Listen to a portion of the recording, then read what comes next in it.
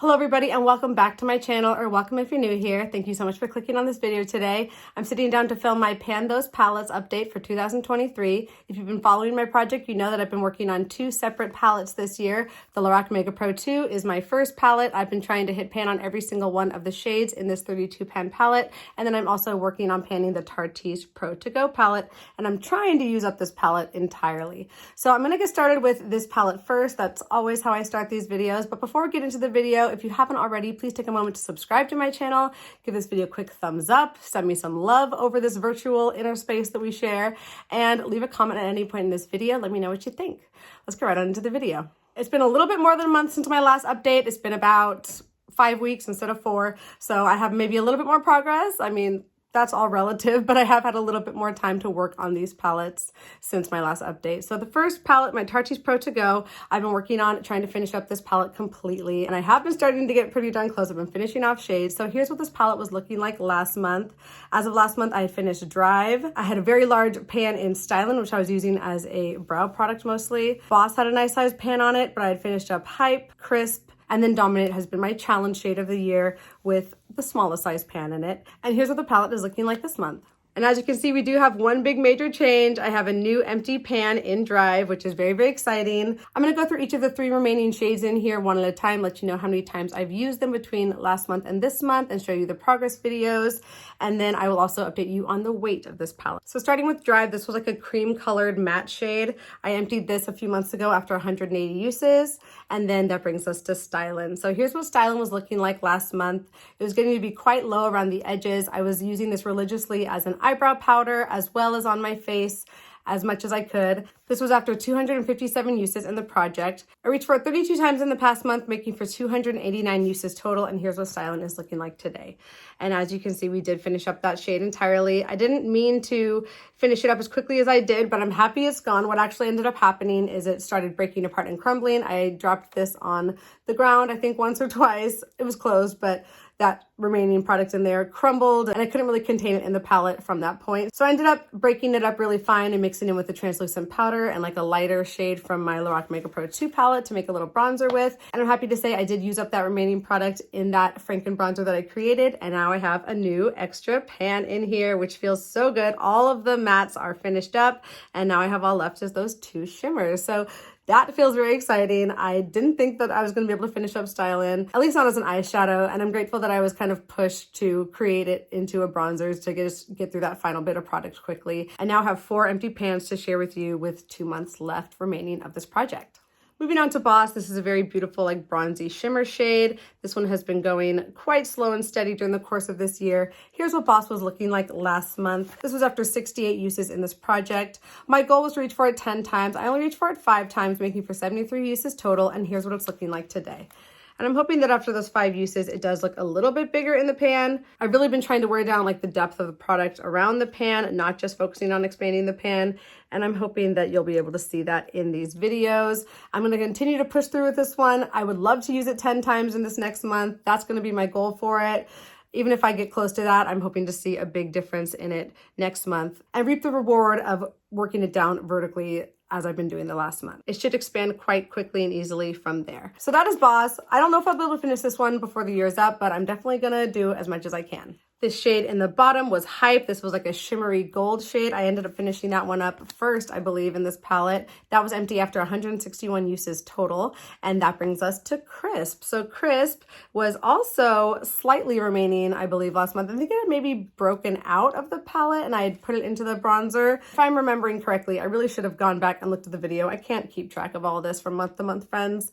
YouTube is my memory bank. So I believe Crisp was empty from the pan after 159 uses, and then it just took me 3 additional uses to use up the bronzer that I created using Crisp. So that makes for 162 uses total for Crisp, and that was a beautiful like medium tone brown shade that was very easy and fun to pan. It's like the perfect everyday transition shade for me, and I didn't mind reaching for it at all. It was really satisfying to now use it up entirely. And that brings us to the last shade, Dominate, my challenge shade for the year. Here's what Dominate was looking like last month. This was after 48 uses in this project. My goal was to reach for it 10 times. I reached for it 6 times, making for 54 uses total. And here's what it's looking like today. And I don't know how much bigger that pan will be, but hopefully it's just slightly a smidgen bit bigger. And this one as well, I've been working on like wearing down, not just expanding. And hopefully that will help it to expand more quickly in the coming months. But I'm gonna continue to really push for this one. This is a beautiful shade for the fall and winter. I love cranberry tones in this time of year. And I'm going to try and reach for this 10 times before the next update and hopefully have a nice juicy pan to share with you by the next update. At the beginning of the year, when I first started this project, this palette was weighing 62.64 grams. Last month, it was weighing 56.24 grams. And this month, it is down to 55.77 grams. So I've used 0.47 grams of product, which is pretty on par with what I've been doing from month to month. And I think the progress from here on out is going to be quite slow since I'm not using these on my face or on my eyebrows at this point, but I'm still hopeful to have a big jump for you by the next update and hopefully a big finale for you at the end of the year. So that is all for my Tarteist Pro To Go palette. But before we move on to the next palette, please enjoy this lovely montage of all of the months of progress we've made on this palette, starting from the beginning of the year up till now. Enjoy.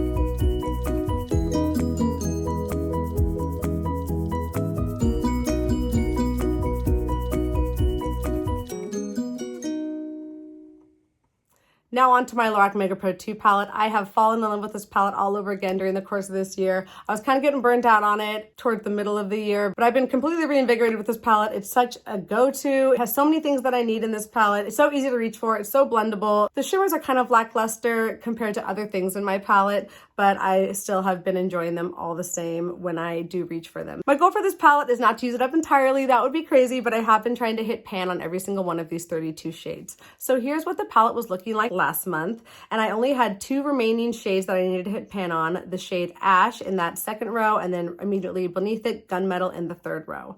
And here's what the palette is looking like this month.